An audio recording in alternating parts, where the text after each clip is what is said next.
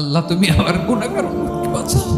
বিশ্বনবী পাগলের মতো একবার হাউজে কাউসারে যাবেন, একবার সিরাতে যাবেন, একবার পুলসিরাতের দিকে, একবার হাউজে কাউসারের দিকে পাগলের মতো দৌড়াতে থাকবেন, তার কোনো গুনাহগার উম্মত যাতে জাহান্নামে ঢুকে না যায়। কিয়ামতের ময়দানে ওই বিভীষিকাময় সময়ে মুসিবতের কালে মানুষগুলো পাগল হয়ে বিশ্বনবীকে খুঁজতে আরম্ভ করবে। সবাই মিলে বিশ্বনবীর কাছে যেয়ে বলবে, ইয়া রাহমাতাল লিল আলামিন।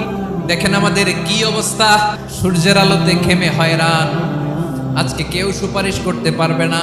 সব নবীরা অপারগতা স্বীকার করেছে, তারা বলেছে আপনি ছাড়া কেউ নাকি আল্লাহর সামনে দাঁড়াতে পারবেন না, আপনি একটু সুপারিশ করেন। বিশ্বনবী বলবেন, আসো আসো, আজকের দিনে আমি ছাড়া আল্লাহর সামনে কেউ দাঁড়াতে পারবে না। বিশ্বনবী মাকামে মাহমুদে যে আল্লাহু আকবার বলে সিজদায় লুটিয়ে পড়বেন, বিশ্বনবী এমন ভাবে অজর দ্বারায় সিজদায় লুটিয়ে পড়ে কাঁদবেন, রব্বুল আলামিনের রহমতের দরিয়ায় জোশ লেগে যাবে। রব্বুল আলামিন এই দৃশ্য থেকে সহ্য করতে পারবেন না। রব্বুল আলামিন বলবেন, ইয়া মুহাম্মদ ইরফা রাসাক, ও নবী আপনি মাথা তোলেন, যা চাবেন তাই দেব। ওয়াশফা তুশাফা, যার জন্য সুপারিশ করবেন তার সুপারিশ কবুল করে নেব।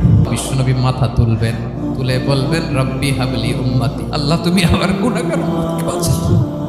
এই দুনিয়ার বুকে রব্বুল আলামিন সব নবীকে একটা করে দাওয়া মুস্তাজাবা দিয়েছেন, মানে যে দোয়া করলে কবুল হয়ে যায় সাথে সাথেই। দাও বিহা, দুনিয়ার সব নবীরা ওই দোয়াটা দুনিয়ায় করে ফেলেছে। বিশ্বনবী বলেন, আমি করি নাই, আমি আমার স্পেশাল দোয়াটা কিয়ামতের দিন আমার গুনাহগার উম্মতকে সুপারিশের জন্য রেখে দিয়েছি।